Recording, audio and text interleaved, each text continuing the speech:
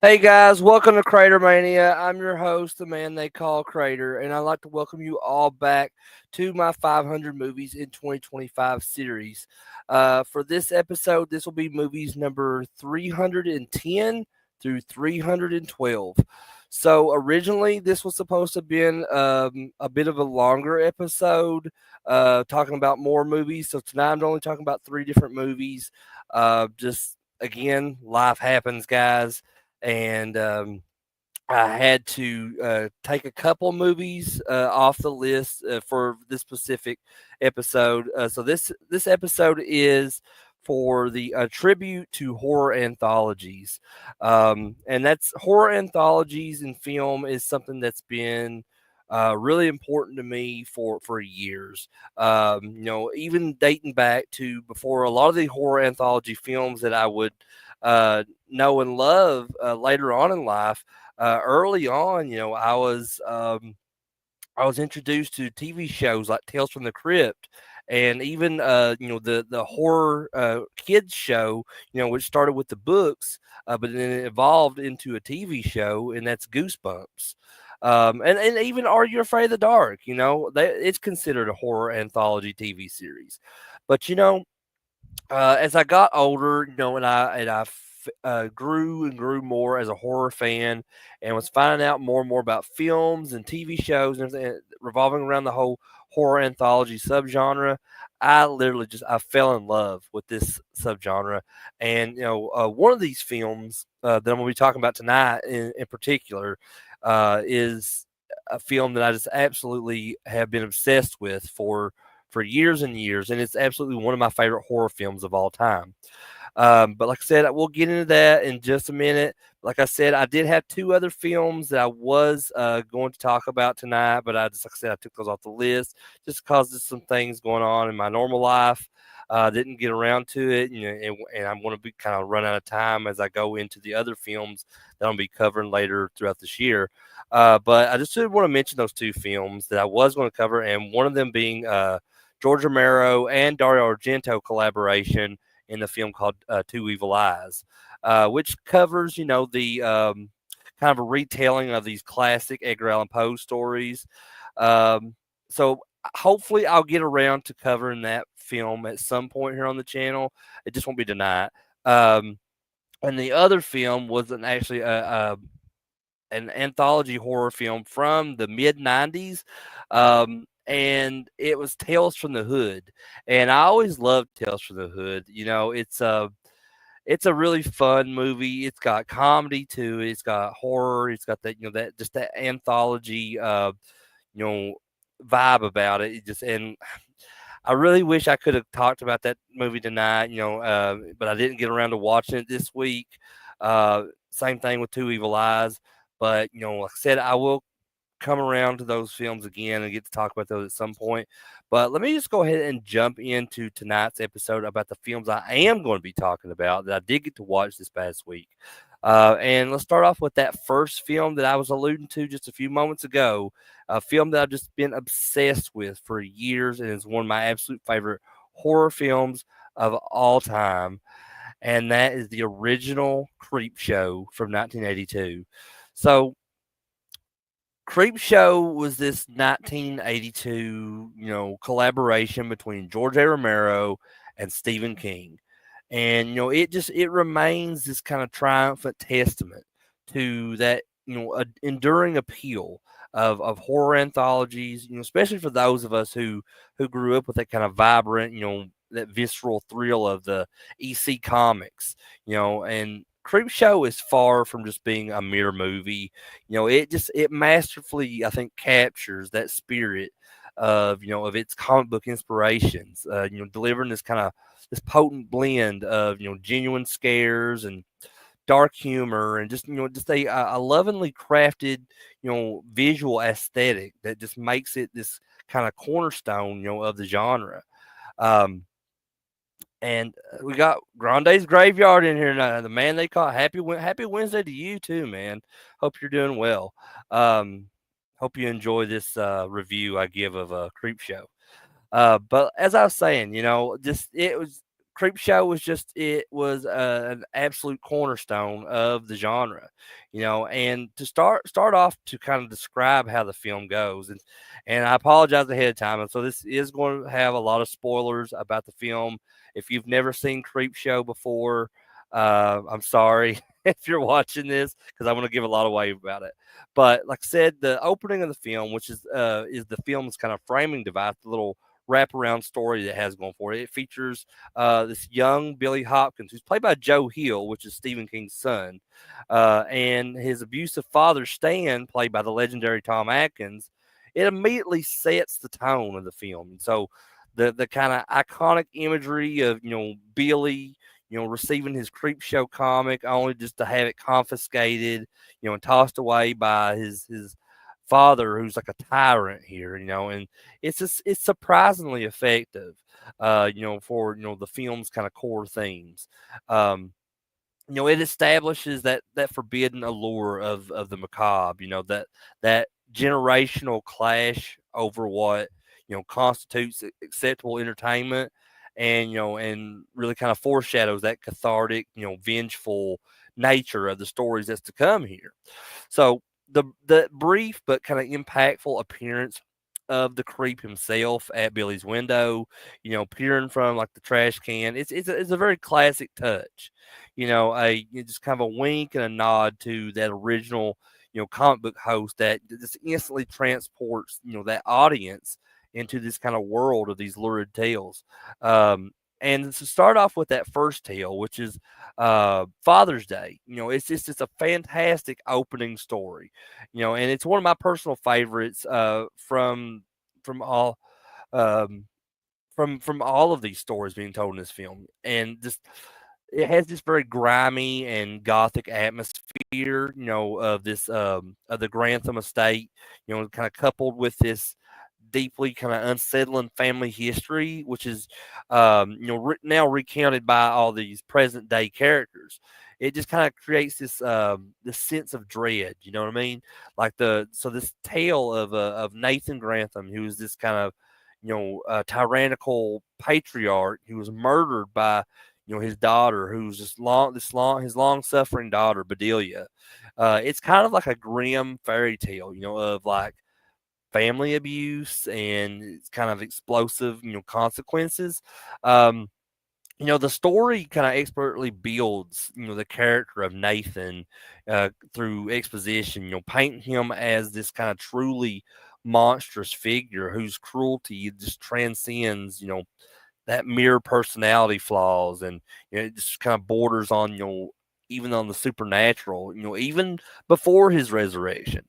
So when his putrefied maggot ridden corpse erupts from this grave, demanding his cake, his Father's Day cake, just the sheer audacity of that visual is really breathtaking. It's one of my favorite shots in the entire film, and just it's darkly hilarious too, just that the whole subsequent carnage that would follow with Nathan using his telekinetic powers to kind of dispatch his greedy relatives with gruesome precision, is particularly with Hank meeting his end via the gravestone. It's both shocking and kind of deeply satisfying in a weird way.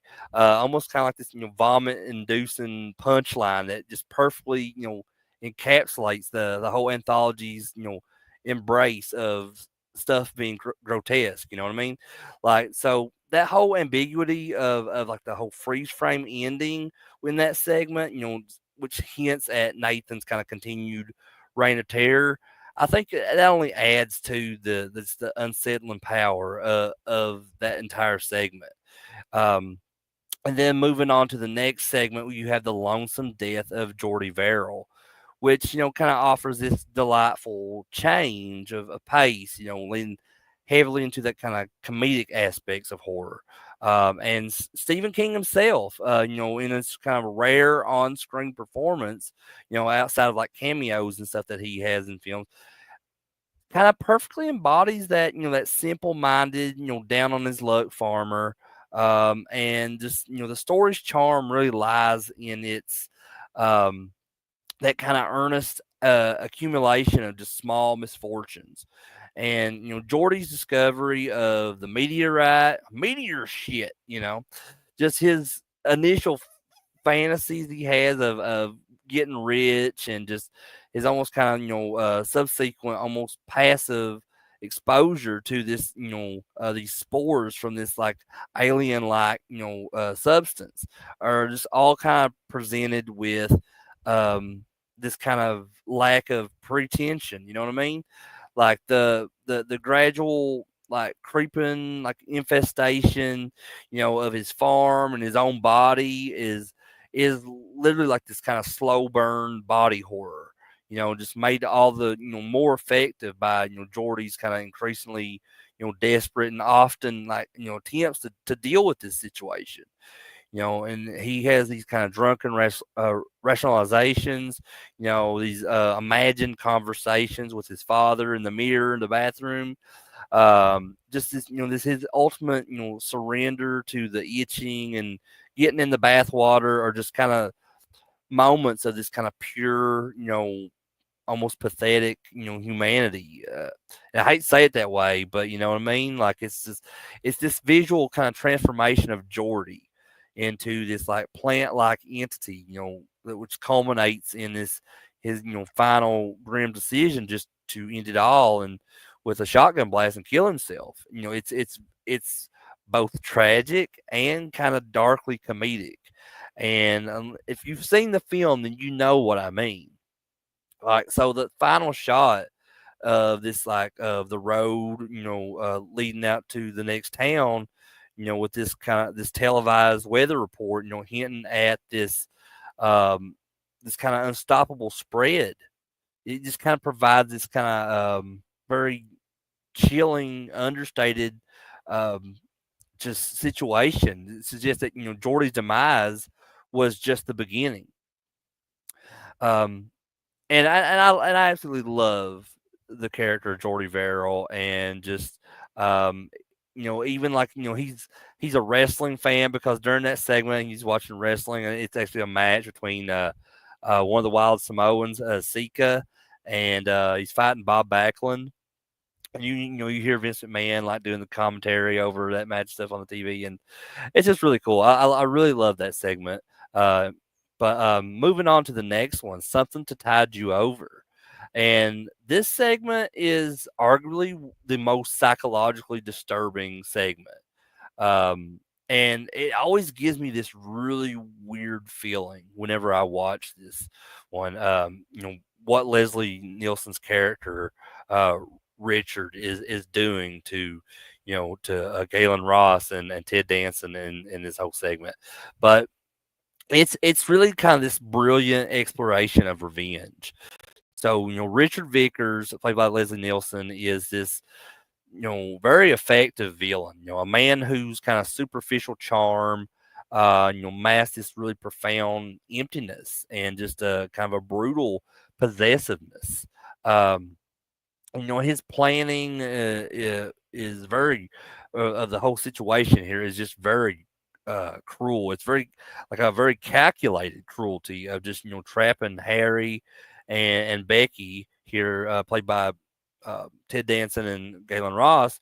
He's trapping them down in the sand, forcing them to witness each other's kind of slow, agonizing deaths by drowning, and it's absolutely horrifying to think about. That the use of these closed circuit TVs, really adds this kind of this voyeuristic aspect to it, on Leslie Nielsen's part or Richard's part. And it also kind of has like this S&M like layer to it, as well, like this sadism like part to it. It's kind of where it's highlighting, Richard's enjoyment of their suffering. But the twist here is where Harry and Becky return after their deaths as these vengeful kind of waterlogged revenants. It's really kind of a satisfying subversion of Richard's smug control. That so that visual of these seaweed draped, zombie like creatures of Harry and Becky, they're with their their faces all kind of waterlogged and distorted. It's a very nightmarish looking visual. So their kind of methodical, dismantling of Richard's defenses, and their ultimate revenge is just burying him in the sand to meet the same fate that he inflicted on them, is really this kind of powerful, poetic justice from them. And Richard has this very desperate, hysterical claim that he can hold his breath for a long time, as as this tide starts to rise, is just a very perfect, ironic end. And it really echoes the film's kind of recurring theme of punishment for one's transgressions. um, but the next segment, this next segment I want to talk about, is my absolute favorite segment in the original Creep Show. I think it's a lot of people's favorite too, and this is the crate. And the crate stands out as this prime example of Creepshow's ability to blend that dark humor with that kind of genuine visceral horror. Um, the setup is a classic. So there's this mundane discovery in this academic setting, this college, that quickly kind of spirals into the unspeakable. So the introduction of Professor Henry Northrup, played by Hal Holbrook, is he's trapped in this almost suffocating, miserable marriage to this woman named Wilma, or Billy, because everybody calls her Billy, played by one of my favorite actresses of all time, Adrienne Barbeau. So they just immediately, established this very relatable, if kind of exaggerated, marital hell between these two people who just are total opposites of one another. So Billy is, this kind of a tour de force of obnoxious behavior. A character, is so thoroughly unpleasant, that the audience is practically rooting for her demise. As much as I love Adrienne Barbeau, yeah, I wanted Billy to die. I wanted to see her meet a gruesome end. Um, and I think that this is crucial, for an anthology segment like this. The audience needs to want this comeuppance. You know what I mean? And Creepshow delivers it with this kind of monstrously satisfying payload. Um, so the crate segment strength lies in its pacing, and it's that kind of escalating absurdity. So the discovery of the crate itself, with these kind of ominous Arctic expedition markings on the crate, it really builds this kind of sense of mystery. You know what I mean? There's this like the initial encounter with the creature, which is known as Fluffy, um, and it's just it's a very chilling visual when you first see the creature, and it almost effectively communicates the danger that's involved here. And character of Dexter Stanley, his frantic, almost kind of comically, panicked attempts to warn Henry are pitch perfect for the film's tone. And the brilliance of this segment, the crate, is how it just kind of seamlessly transitions from this murder mystery to a creature feature. All while kind of serving Henry's humorous desire for liberation from Billy. Um, so the climax here within this segment, where Henry kind of orchestrates Billy's feeding to this beast Fluffy, is really like a cathartic release. This kind of darkly comedic fulfillment of Henry's deepest desires, because throughout the segment he keeps having these kind of fantasies in his mind of her dying, and now he's given this actual chance to get rid of her, so he goes through with it. And the choice at the end, to have Henry dispose of the creature by dumping it in a quarry, only for it to survive, really adds this kind of final, lingering note of dread, which is fitting for a film, that understands that enduring nature of true horror. And It's a story that understands that sometimes, the most terrifying thing isn't the monster, but the just that human capacity for desperate and, often darkly funny survival. But yeah, I absolutely love the crate, and I think most people do, if they're a fan of Creepshow. But that now brings me to the last segment in Creepshow, which is they're creeping up on you. And this segment really presents, a starkly different, yet kind of equally effective brand of horror. So this segment, it plunges us into this kind of claustrophobic world of Upson Pratt, who is this, a repellent and just, he's this business mogul that we're, you know, this, what's the word I'm looking for? That misophobia is just as extreme as his cruelty. So the visual design here is exceptional. Emphasizing his isolation, his kind of self-imposed cage that he's in almost. So this is like a penthouse apartment. It's a very sterile fortress against the perceived dirt and germs of the outside world, and it just becomes this kind of ideal breeding ground for his ultimate downfall. Um, the slow build of the cockroach infestation is just masterfully handled here.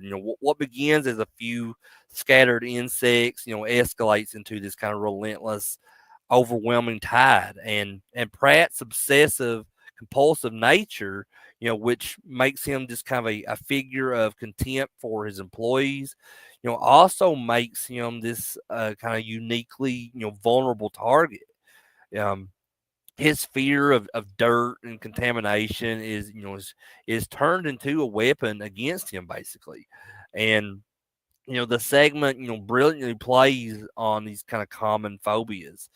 And the inclusion of Lenore Kastenmeier's vengeful calls that she's when she's calling him on the phone and everything is just a constant reminder, of Pratt's kind of past transgressions. It adds another layer to that psychological torment from him. She's not just a victim, she's the catalyst for his doom. Her curses, manifesting in this crawling, multiplying, just these horrors that surround him. Um, and then the climax of this segment, as the cockroaches are starting to surge into the panic room, is just is viscerally horrifying. So that sheer volume of the insects, the way that they when they just kind of surround Pratt and build up on top of him, and that kind of final gruesome reveal of them bursting from his head and his body is just kind of a testament to practical effects and just and a keen understanding of body horror. um and the segment's commentary on the consequences of unchecked greed and cruelty is just delivered like a sledgehammer to the head. I mean, but it's an effective one. That final quip at the end of that segment from Mr. White, bugs got your tongue, is a it's just a very ironic moment, just kind of underscoring that that's cycle, and that nature of the film's kind of grim humor. It's a segment that doesn't shy away from the disgusting, and in doing so, I mean, I think it achieves a very unique and unsettling power. Um, but beyond all these specific segments that we talked about, what truly elevates Creepshow, for me at least, is that framing devices, that wraparound story that I mentioned earlier. And so when we talked about the prologue from the film with Billy and his abusive father Stan, um, we're brought back to that after we see all these stories being told. Um, and then it's just that integration of the Creepshow comic book, with its lurid artwork and the over the top advertisements is more than just a narrative thing. It's it's that heart and soul of the film. I feel, it's a kind of loving recreation of a bygone era of horror comics, and it just, it really imbues the entire movie with just a kind of sense of, nostalgic authenticity. And like I said, that wraparound story, involving Billy and his father, while it's very brief, it really just provides this kind of perfect, an emotionally resonant conclusion that ties that whole anthology together with a classic tale of a child's revenge against its abusive parent, which was a very common theme within these very comics that Creepshow has emulated. And George A. Romero, the director here, um, so Creepshow, when he created Creepshow, I felt like it was more than just, a horror anthology. It's this vibrant, very loving homage to those EC comics of the 1950s.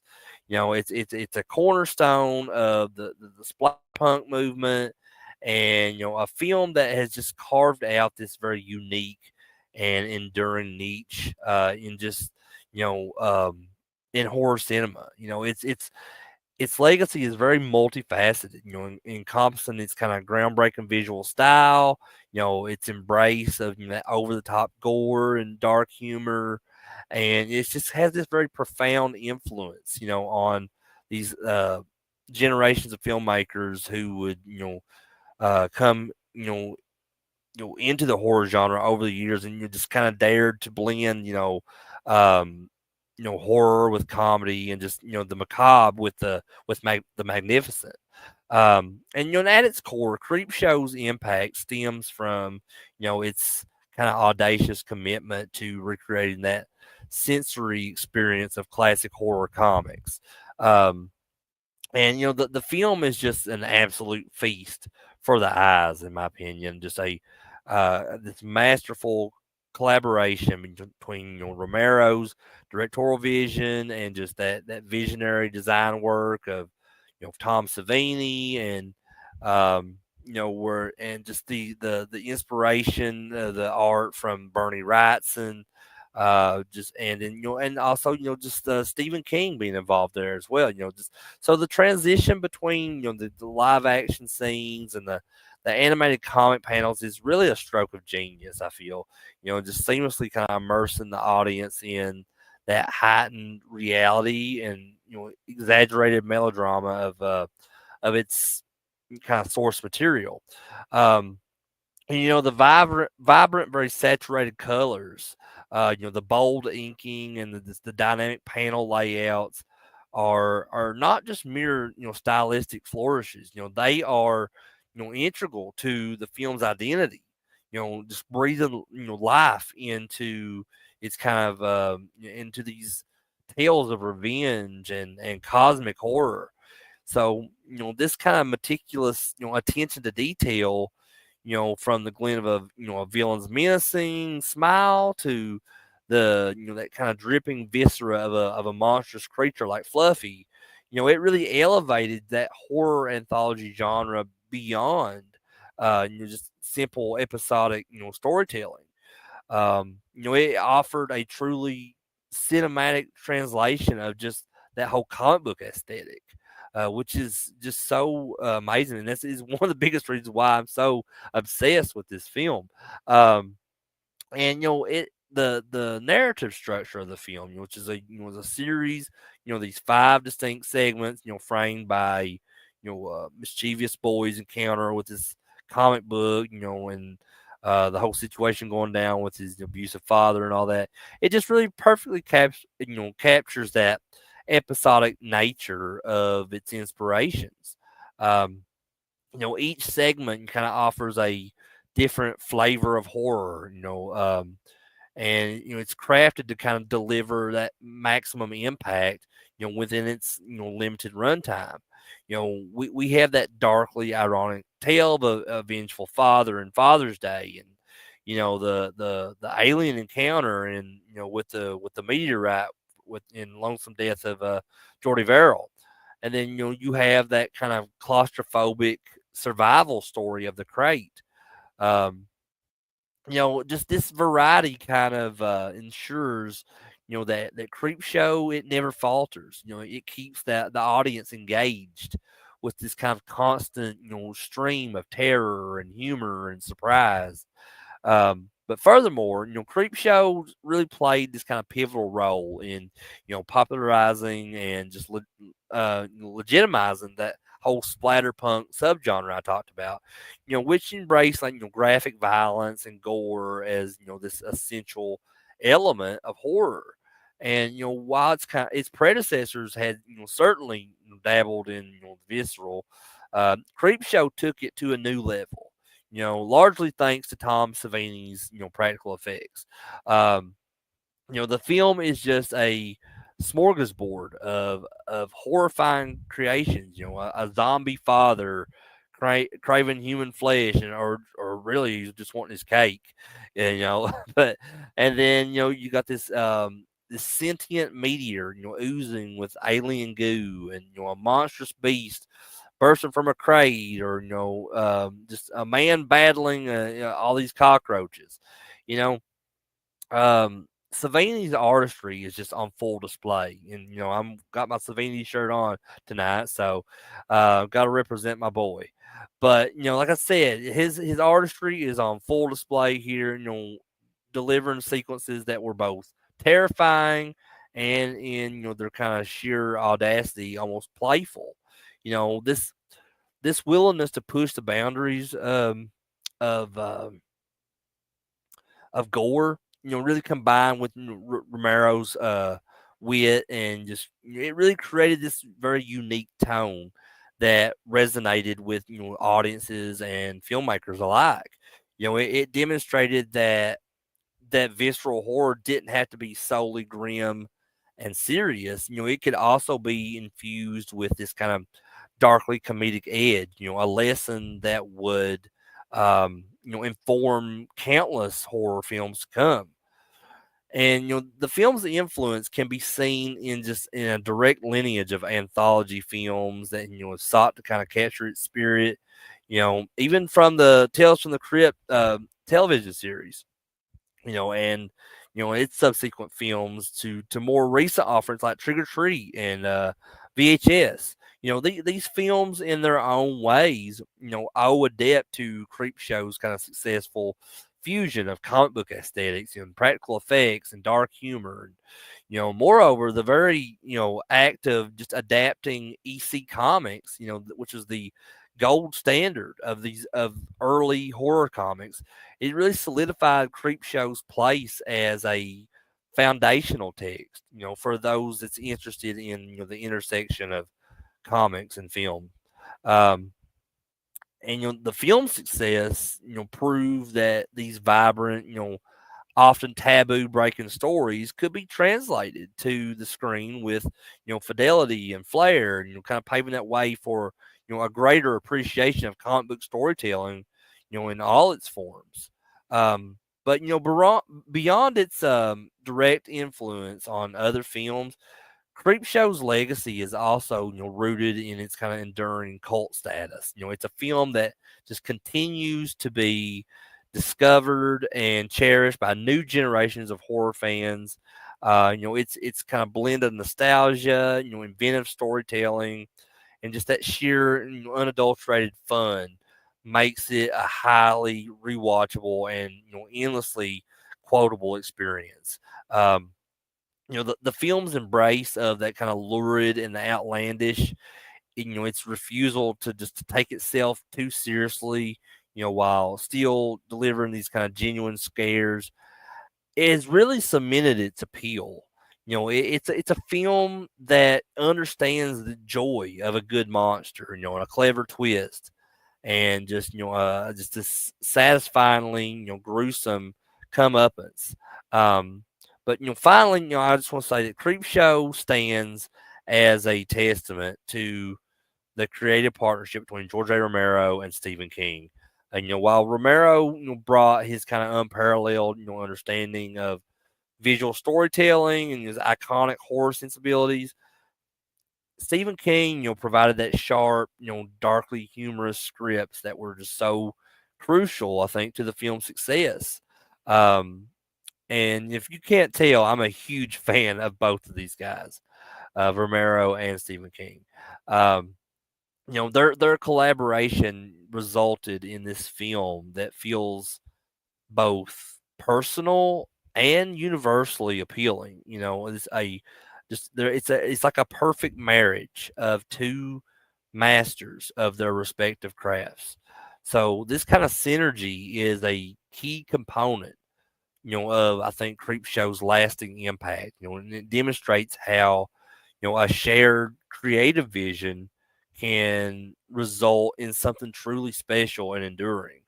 Um, but before I go any further, I just want to say, Creepshow is a landmark achievement in horror cinema. Its legacy is one of visual innovation, genre bending. It's just a profound love for the EC comics that inspired it. Its impact can be felt in countless films, like I said, that have followed in its wake, and it's inspired by its blend of graphic gore, that dark humor, and it's just groundbreaking recreation of the comic book page. Um, it definitely remains, a thrilling and just terrifying and entertaining slice of pure horror. One of my absolute favorite horror films of all time. It's a testament to that enduring power of a good scare. Delivered with kind of a knowing wink, and just a splash of crimson blood. It's a film that really just truly embodies, that spirit of its namesake. It's creepy, and it's unforgettable journey, into that heart of fear. Um, and if you have watched Creepshow and you didn't like it, I mean, that's cool. That's your opinion. That's how you feel. Nobody can change that. But like, really, I would like a good explanation how you would not be able to enjoy this film. But anyway, let's move on to the next film, which is the sequel to the film we just talked about, and this is Creepshow 2 from 1987. As a lifelong, fan of horror and, specifically just a huge admirer of George A. Romero and his original, Creepshow, the anticipation that I had when I first went into watching Creepshow 2 many, many years ago for the first time was I can remember it felt like almost like a mixture of excitement and trepidation. So in my head I was thinking, because I already loved the original Creepshow. When I watched this years ago for the first time, I was like, you know, could this really be as good as the original? Could lightning strike twice here? You know, could this follow up capture that same anarchic spirit?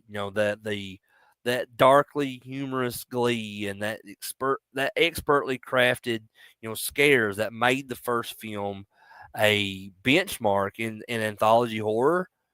Now, with the benefit of over a couple decades of hindsight from when I first watched this film, I can definitely, declare that Creepshow 2 not only stood tall in its predecessor's kind of formidable shadow, but it really carved out its own unique, slightly different territory of terror.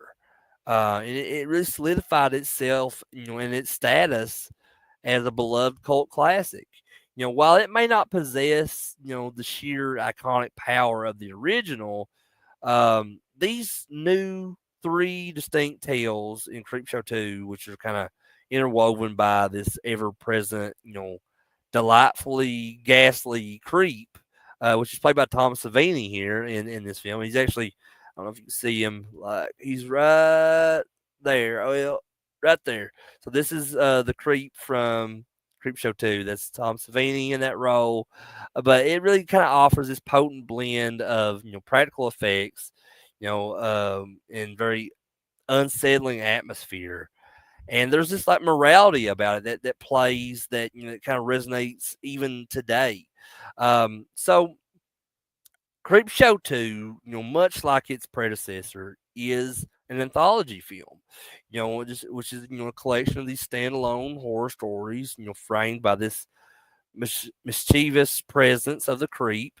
Um, and the film kind of expertly navigates these contained narratives, each offering a very distinct flavor of dread and just kind of a cautionary tale, delivered with a healthy dose of gore and humor. So the prologue and the film opens, with this kind of direct nod to the original, and establishing continuity and a sense of kind of ongoing horror. So this delivery truck, rumbles into this peaceful town of Dexter, Maine, and the creep emerges with these like stacks of the latest issue of Creepshow magazine or comic. The cover itself is kind of a meta commentary, mirroring that comic book Billy was reading at the end of the first film, and it effectively draws the audience deeper into this shared universe of terror.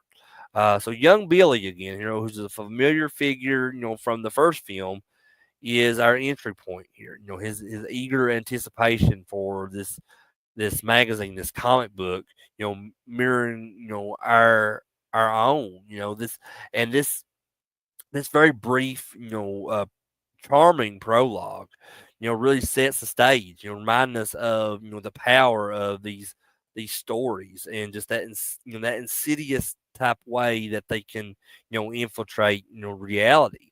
Um, so starting with the first, segment, or first story here in Creepshow 2, which is Old Chief Woodenhead.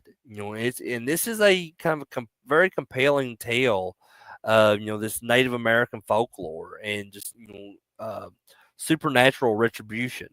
So it's set in this very dusty, isolated town of Dead River.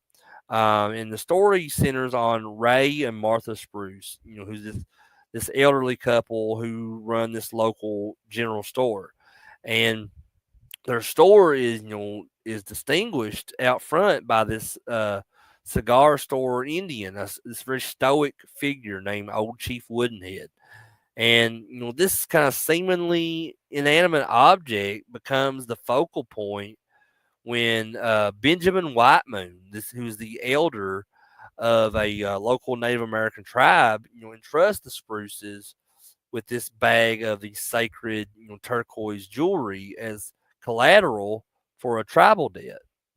Um, so tragedy strikes when Benjamin's estranged, nephew Sam, along with this group of thugs, Andy and Vince, or they call him Fat Stuff. They descend upon this store, with a shotgun, and this robbery, quickly escalates into murder, with Martha and Ray being brutally killed. And, these thugs, they kind of make off with these jewels, leaving behind this scene of carnage. They're setting out to go to Hollywood, somewhere out in California. I think it's Hollywood. But, they're all these kind of ill-gotten gains prove to be their undoing. So as the sun's starting to set, old Chief Woodenhead, kind of imbued with these spirits of vengeance for, the spruces that were murdered, he animates and comes to life. So the that very ensuing sequence is just a masterclass in practical effects and just beautifully like brutal, satisfying revenge.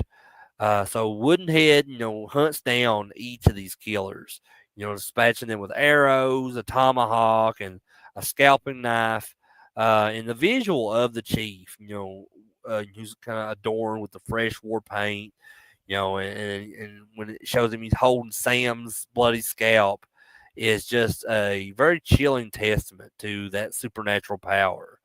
Um, and Benjamin's discovery, of his tribe's jewelry, along with the grim evidence of Chief Woodenhead's wrath, concludes this story with kind of a somber yet fitting sense of justice served.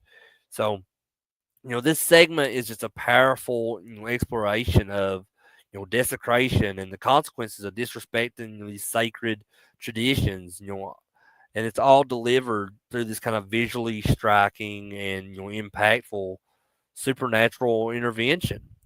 Um, so after that segment, we come back into the wraparound story again. So, or what they would call like the first interlude to the film. So, like I said, it returns to that framing narrative. We find Billy at the town post office, eager to awaiting this package, and Mr. Haig, who is the postal clerk, hands it over, and delivery for that advertised meat eating Venus flytrap from his comic book.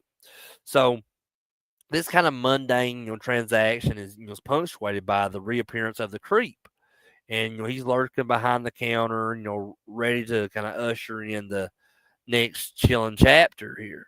So this interlude kind of serves as a brief respite and subtle buildup, reminding us of that kind of insidious nature of, the Creepshow comics and just that potential, for their contents to manifest in the real world. So that takes us into what is probably the most popular segment of Creepshow 2. It's definitely my favorite, and that's the raft. Um, the raft is arguably, I think, the most intense and memorable segment of Creepshow 2. Like I said, it plunges us into that kind of desolate, beauty of Cascade Beach, where these four college students, they're just seeking an escape, a summer escape to go out there and just have some fun. So their fun takes a terrifying turn when Randy witnesses this duck being, inexplicably pulled beneath the water, and the culprit is soon revealed as this very vast black, gelatinous blob, this kind of entity that just appears to be like an oil slick, but it also possesses this very like horrifying appetite. Um, so this blob's kind of horrific nature is quickly established when it ensnares and digests Rachel, and it leaves the remaining three, teenagers or students, whatever you want to call them. They're stranded on this wooden raft in the middle of the lake, and um, so the kind of chilling realization that it's, the off season, no one is around to help them, really amplifies their terror here. The segment masterfully, ratchets up the tension as the blob and almost, elemental force of nature just, relentlessly attacks.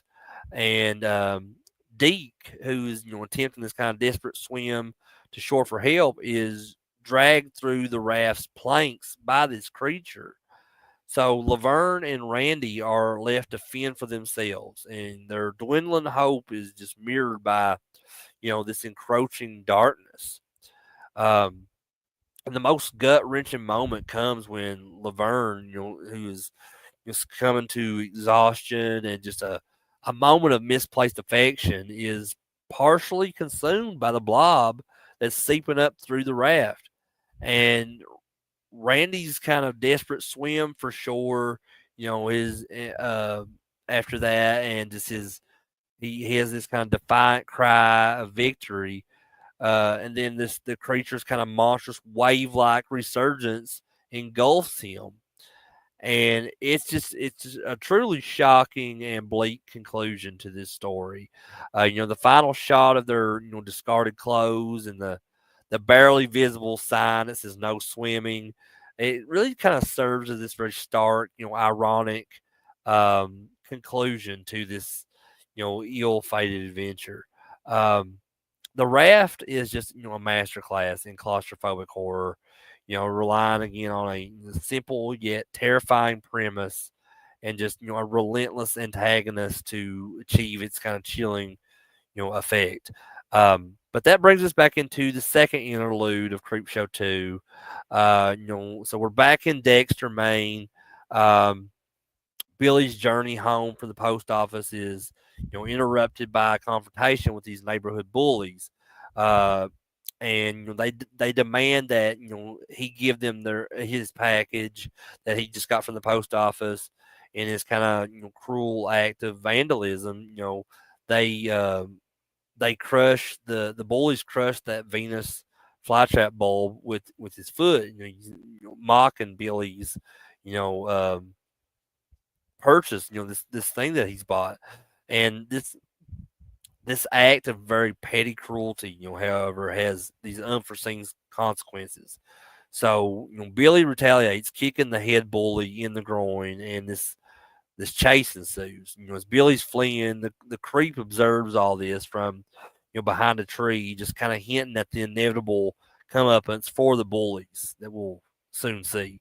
Um, this kind of interlude serves to reestablish that ongoing threat of the creep, and it really foreshadows a very violent and possibly supernatural resolution for Billy's bullies. Um, but let's move on to the next segment and the last segment of Creepshow 2, which is the hitchhiker. Like I said, it is the final, and it's up there with the raft. It is one of the most iconic segments of Creepshow 2. Um, it really presents this gripping tale of guilt and consequence and just supernatural vengeance. So Annie Lansing, who's this married businesswoman, engaged in this illicit affair, is driving home after one night, and a moment of carelessness, a dropped cigarette ember igniting her car's upholstery. It causes her to lose control and just fatally strike this hitchhiker on this road. And so unseen and unburdened by immediate consequence, Annie just decides to speed away, leaving the body behind. However, her escape is short lived. So the hitchhiker is like this spectral figure now, begins to haunt her, just appearing at her window with, his, polite refrain, "Thanks for the ride, lady." And so Annie's attempts to escape are desperate here. So the hitchhiker, seemingly, just impervious to bullets and car crashes and just repeated attempts to just dislodge him from this situation, becomes this very, persistent, physical manifestation of her guilt. So he climbs onto her car, his Dover sign, just kind of tauntingly altered to read "You killed me." In a desperate bid for freedom, Annie crashes her car into a tree. But even this doesn't stop him.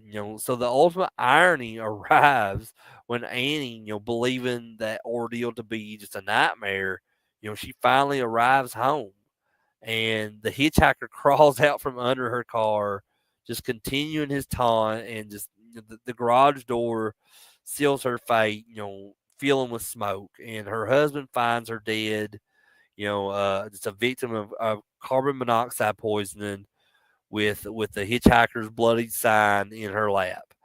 Now, this segment is a brilliant and very dark exploration of how guilt can manifest and just destroy us. With the relentless hitchhiker kind of serving as a um, tangible representation of of Annie's unforgivable actions. Um, but then this brings us back to the epilogue of the film, the wraparound story with Billy, and it concludes with the creep preparing to depart. So however, he witnesses Billy, still pursued by these bullies, leading them into this vacant lot, and the seemingly crushed Venus flytrap bulb was not the only one that Billy had ordered.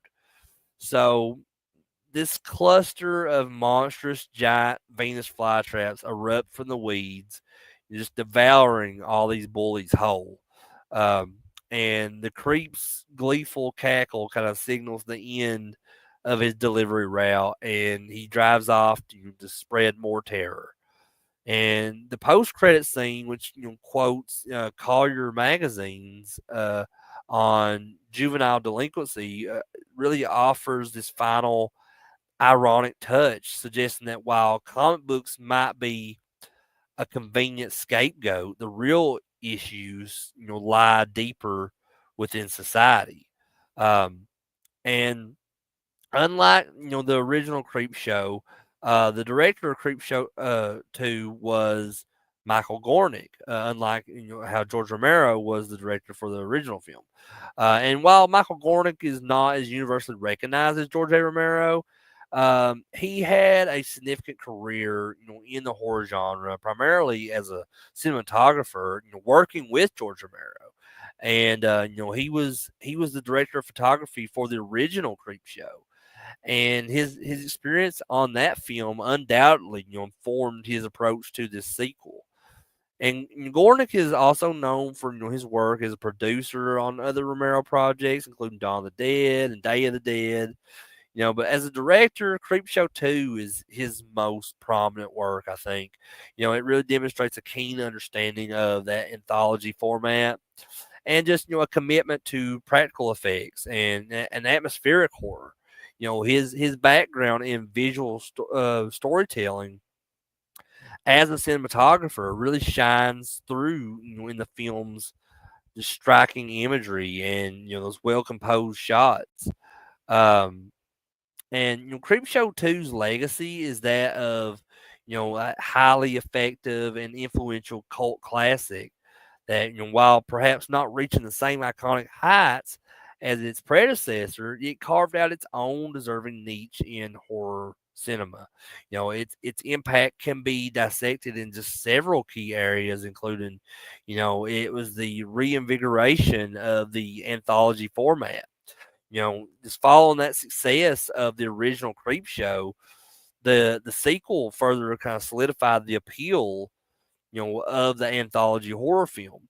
It proved that a collection of distinct, well crafted stories could resonate, with audiences and just offer this very diverse range of scares and thematic explorations.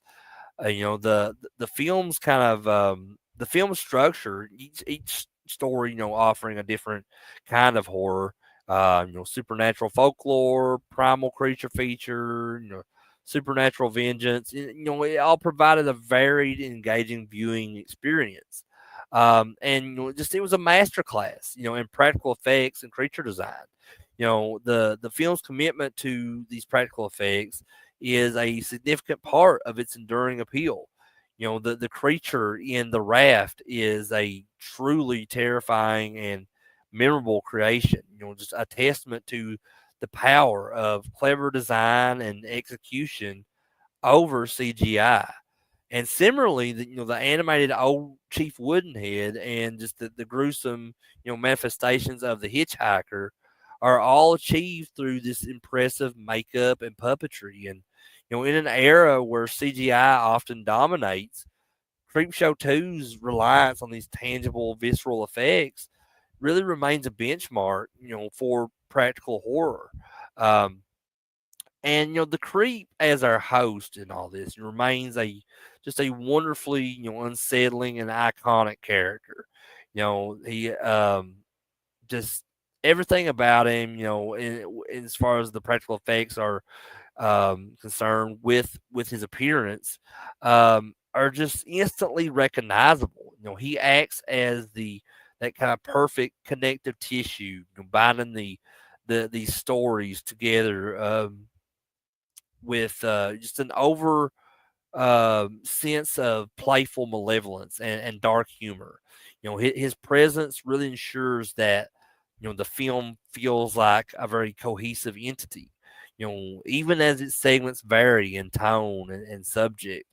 Um, and each segment in Creepshow 2 really functions as a morality play, where characters are punished for their greed and disrespect or recklessness. Old Chief Woodhead punishes those who, desecrate these sacred artifacts. The raft serves as a stark warning, against irresponsible behavior and, just potentially trespassing where one shouldn't. And The Hitchhiker, is just kind of this chilling exploration of how guilt and the consequences of one's actions can be, inescapable. And this kind of underlying, moral framework gives the film um, just a depth beyond mere jump scares and gore, and it really makes the horror feel earned and thematic. You know what I mean? Um, and over the years, Creepshow 2 has just garnered a significant cult following. This is in due part to its availability on home video and cable television, just allowing these new generations to, discover its kind of unique brand of horror. The film really taps into that sense of nostalgia for 1980s horror, with its kind of very distinct visual style and the synth heavy score, and just that, embrace of practical effects. For many, it really represents a very simpler yet no less terrifying, era of filmmaking. Um, and the film's success, along with the original, just undoubtedly paved that way for, all these subsequent anthology horror series and films. Its ability to blend that humor and with, gore and just generally unsettling atmosphere really provided a blueprint for these creators looking to explore, those darker corners of, cinematic storytelling. But I guess in conclusion, Creepshow 2 is far more than just a sequel for me. It's just a vital and thrilling addition to the whole Creepshow canon. And, while it might trade, some of the meta commentary and just over, comic book aesthetic of its predecessor for more, grounded, although still supernatural tales, it delivers, in spades, I think, here on visceral horror and creative gore and just, these memorable characters. Like Old Chief Woodenhead, offers this unique blend of that cultural folklore and supernatural justice. So, Michael Gornick, just did a fantastic job here, I feel. Just drawing on that kind of cinematographer's eye and, visceral sensibility. He just really crafted this film that is just visually striking, and just relentlessly paced. The practical effects remain a testament to that artistry, of the era and just that enduring presence of the creep really ensures that that mischievous, spirit of the Creep Show franchise continues to thrive. For any fan of anthology horror, creature features, or just, simply well executed, darkly humorous tales of terror, Creepshow 2 remains an essential, I think, and just, and it's deeply satisfying. It's deeply rewatchable. It's a film that even decades later, can still, just leave you looking over your shoulder, so to speak. And just leave you ultimately entertained. Um, so definitely, if you never watched Creepshow, watch Creepshow, and then after you're done watching Creepshow, watch Creepshow 2. Um, but now that brings me to the last film we'll be talking about tonight, um, which, as a lifelong fan of the horror anthology genre, I've sifted through more creepy compilations and than a graveyard groundskeeper who's lost his keys, or something. Just from the iconic Creep Show to, the TV series with Tales from the Crypt and just, all these kind of unsettling modern entries that we have now. I've seen so many horror anthologies.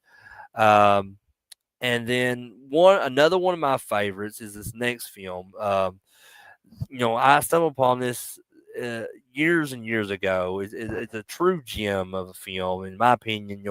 Just kind of captures the, the spirit and that the wit and just that genuine dread of a great anthology, which is far better than the actual Creep Show 3 that would come out in the 2000s.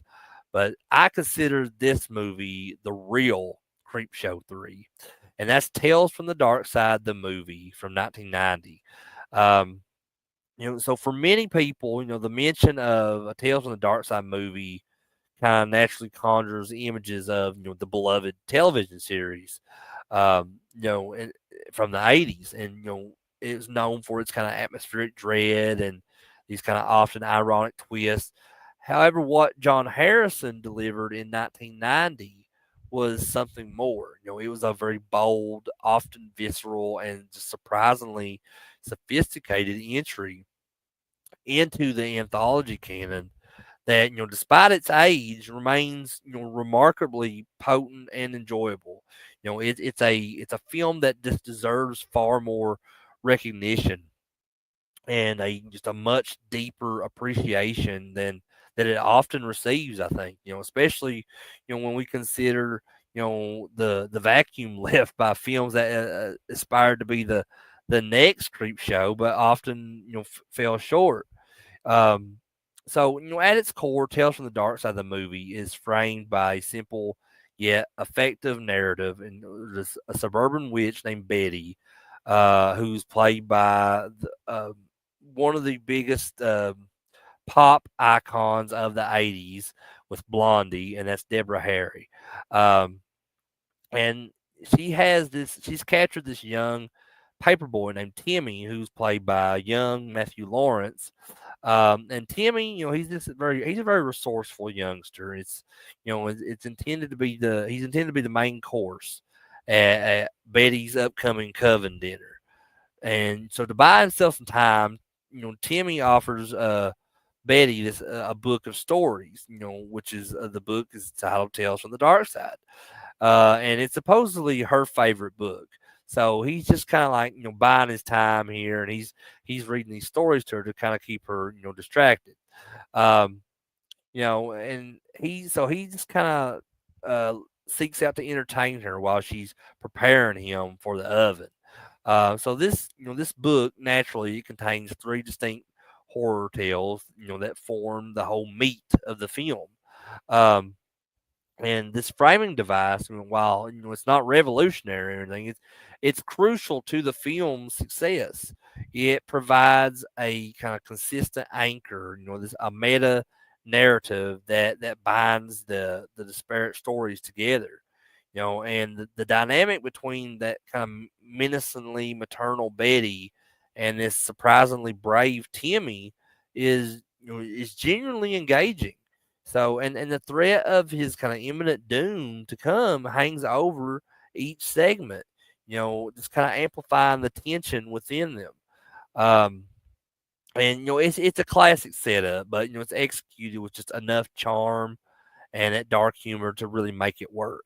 Now, let's go ahead and jump into these individual stories. So the first one is titled Lot 249. So this adapts a story from the legendary Harlan Ellison, which is basically a titan of that speculative fiction in his own right. And Lot 249 is a modern take on that classic mummy theme, infused with just a college rivalry and supernatural vengeance. So the segment follows Edward Bellingham, who is played with this creepy intensity by Steve Buscemi. Um, and he's a struggling graduate student who's been betrayed by his peers, um, Susan and Lee. And they framed him for theft, and jeopardizing his chances at this prestigious scholarship. So Bellingham's revenge is chillingly effective here. He reanimates this ancient mummy and unleashes it upon his tormentors. And what makes Lot 249 stand out is just that intelligent execution of a familiar concept. The mummy itself is a just a formidable and genuinely unsettling presence. Brought to life with just impressive practical effects for that era. And the narrative doesn't shy away from that brutality of the mummy's attacks, which are just shocking and visceral. Um, the introduction of Andy, which is Susan's brother, who kidnaps Bellingham and forces him to summon the mummy, just adds another layer of this escalating conflict. And Andy's kind of subsequent destruction of the mummy and the parchment, which he believes is the key to its animation, seems to put an end to the terror. But however, Bellingham, who is this kind of master of deception, has a backup plan. So he makes the switcheroo with the reanimation parchment. He then dispatches the resurrected Susan and Lee to Andy's dorm, delivering a truly just memorable and chilling final line. Edward Bellingham sends his regards. You know, this twist is just expertly handled, providing a kind of a satisfyingly dark and just ironic payoff that just perfectly encapsulates that essence of a good anthology story. And the performances, particularly Steve Buscemi's, are is just superb. Just hinting at a kind of depth of malice that really makes his character's vengeance, all the more potent. But that brings us to the next segment. So the next segment is called "The Cat from Hell," and this segment was based on a Stephen King story, and I think it's perhaps one of the most overtly supernatural and darkly comedic of the three stories being told here. So it centers on Drogon, who is this very wealthy, wheelchair bound, recluse who hires a hitman, Halston, to kill his black cat. And Drogon's paranoia is extreme here. He believes the cat is responsible for the deaths of his sister and her friend, and the family butler, and that he's next. And so his explanation for the cat's malevolence is just rooted in karma. So, Drogon's pharmaceutical company was responsible for the deaths of 5,000 cats during drug testing, and he believes this particular cat is just this agent of cosmic retribution. Uh, so the cat from hell is just a masterclass in building dread and delivering a very shocking, although absurd conclusion. Um, Halston, who's this very jaded professional, hitman, he's initially dismissive of Drogon's claims, but that exorbitant fee is too tempting to refuse. You know what I mean? He made him an offer that he couldn't refuse. So the film expertly builds this tension as Halston attempts to corner the seemingly innocent black cat. And the cat itself is portrayed with an almost supernatural cunning, evading Halston's every move with just unnerving intelligence.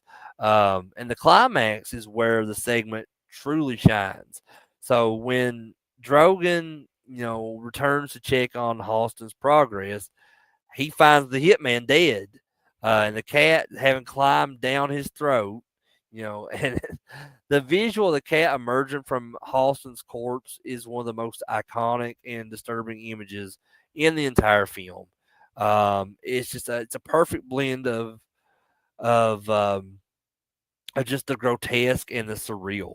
The cat then turns its attention to Drogon, who dies from sheer terror, and his heart gives out. So this story is a wild ride. It really delivers on that kind of sheer, over the top horror and just a very potent message, about karma. And with his performance from the cast here is just both commanding and just delightfully eccentric. I love it. But that brings me to the last segment in Tales from the Dark Side of the movie, and this last segment is definitely my favorite out of the three in this film. I know a lot of people love this segment. So this final story is called Lover's Vow, and it's based on a tale by Louise Cooper, and it ventures into the kind of romantic horror with this very chilling twist. So you have this guy named Preston who's a struggling artist, He meets this mysterious and beautiful woman named uh, Cor- Corolla, I think is her name. So they meet in this bar, and their encounter is just interrupted by this uh, very monstrous gargoyle that decapitates Preston's friend and then confronts Preston himself. And the gargoyle is this very ancient and articulate entity, just spares Preston's life on the condition that he never speak of what he has seen. And it marks him with this scratch on his chest that reads "Cross your heart." Um, so this segment is perhaps the most emotionally resonant and thematically complex of the three. So Preston's pact of that silence weighs heavy on him, especially as his life takes a turn for the better after meeting Corolla. So his art becomes wildly successful. They marry, they have children, and they're all seemingly facilitated by Corolla's influence. However, the fear and the guilt of his broken vow, plagues him. So the 10th anniversary of their meeting, proves to be the breaking point. Preston confesses to Corolla, only to discover her true nature, that she is the gargoyle, and their children are also gargoyles in disguise.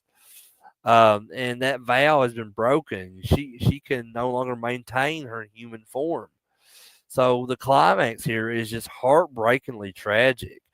Corolla, forced by the broken vow and in her nature, kills Preston despite their love before flying away with their gargoyle children.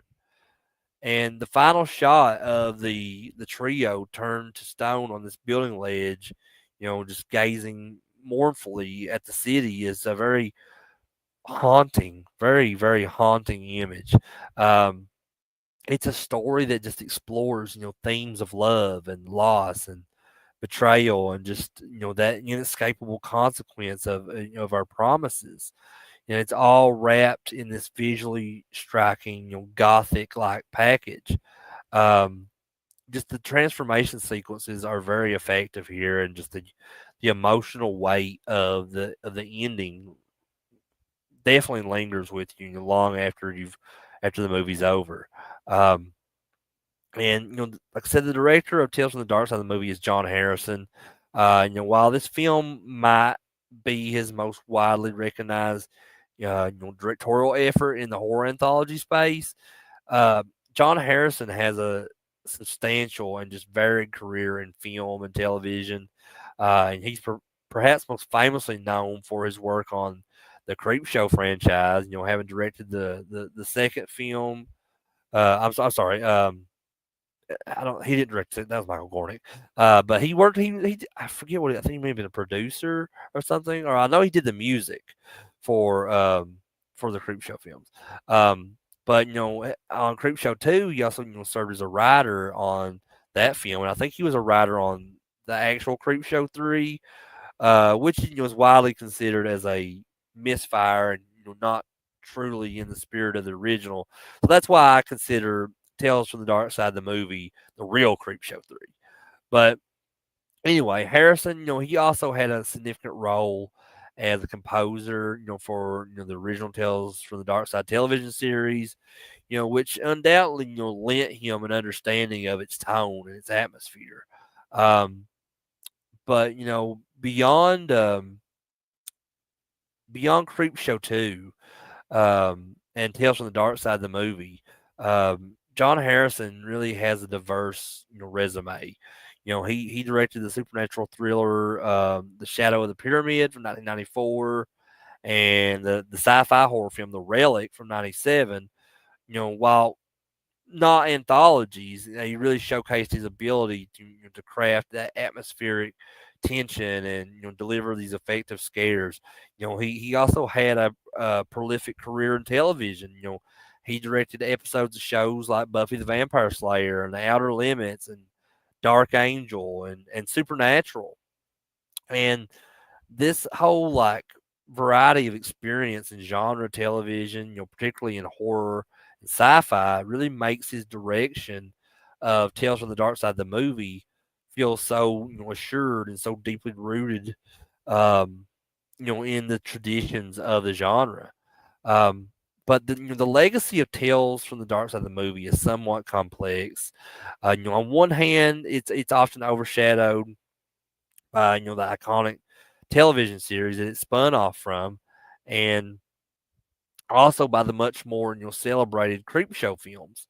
It was released at a time when the anthology format was beginning to kind of see this resurgence, but because it came out around the same time as the Tales from the Crypt TV series. But it didn't quite achieve that same cult status as its predecessors or contemporaries. However, its impact and legacy are undeniably felt by dedicated fans of the genre, including myself. Like I said, for many, myself included, Tales from the Dark Side of the movie, represents that true evolution of the anthology spirit that Creepshow had reignited. And while Creepshow was a loving, tribute of the EC comics and 1950s horror, Tales from the Dark Side felt more contemporary for its time, incorporating more sophisticated filmmaking techniques and exploring themes that resonated with a late 80s, early 90s sensibility. Um, and the practical effects here, are commendable. The pacing is generally tight, and the writing, particularly the contributions from Ellison and King, just really elevates the material. And the film's enduring appeal really lies in its willingness to be both scary and smart. It doesn't shy away from gore when necessary, like in Lot 249. Um, it reveals in that kind of bizarre cosmic horror, like in The Cat from Hell, and it also delivers that kind of genuinely moving, although tragic, romantic horror narrative in Lover's Vow. Um, this variety is key, I think, to a successful anthology, and Tales from the Dark Side nails it. The framing story too just provides this narrative glue that is often missing in anthology films, and it kind of gives this sense of progression and that satisfying meta like commentary on storytelling itself. Especially with Timmy's kind of triumphant fourth wall breaking conclusion at the end of the film. But furthermore, the film boasts this really impressive cast, featuring early performances from future stars like Julianne Moore and Steve Buscemi, and even you got Christian Slater making appearances, and um, James Remar, like from um, the last segment, Lover's Vow. And they were alongside seasoned veterans like George Romero, who has a cameo in Lot 249 as the mummy handler, and um, just this caliber of talent really only adds to the film's overall quality and its lasting impact. It's a film that fans of Tales from the Dark Side, the series, recognize as a worthy cinematic extension, and it's a film that newcomers can discover, as a fantastic entry point into the whole anthology genre. And just its legacy is that of a very well crafted, genuinely entertaining horror anthology that, while perhaps not as universally celebrated as some like Creepshow, it still stands as a testament to that enduring power of these well-told scary stories.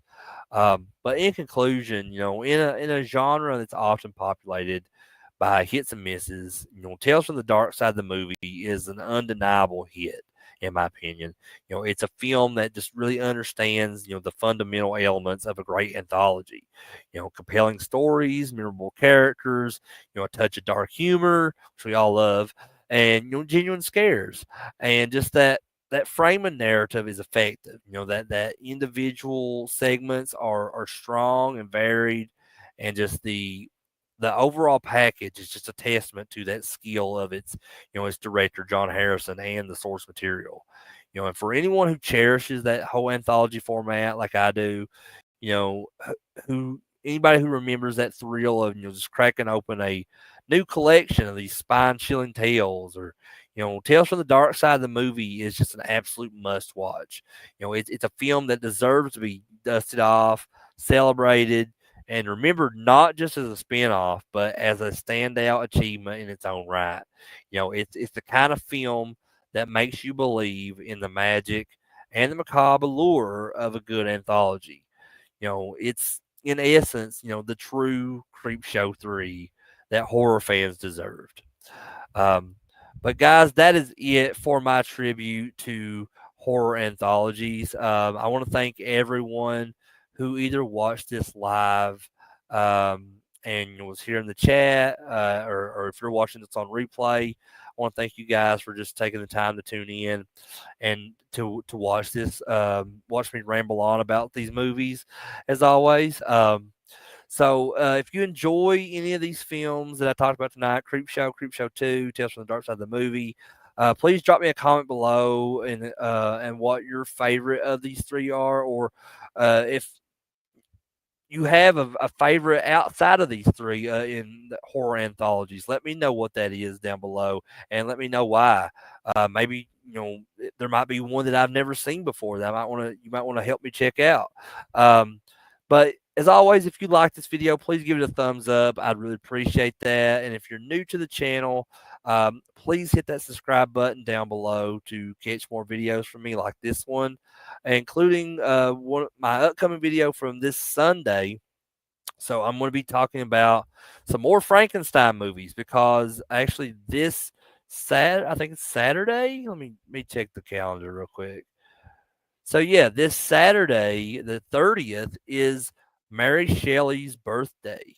So I'm doing a series. I'm going to be talking about some of the Hammer films, the Frankenstein Hammer films. I'm going to be talking about a few other Frankenstein inspired films.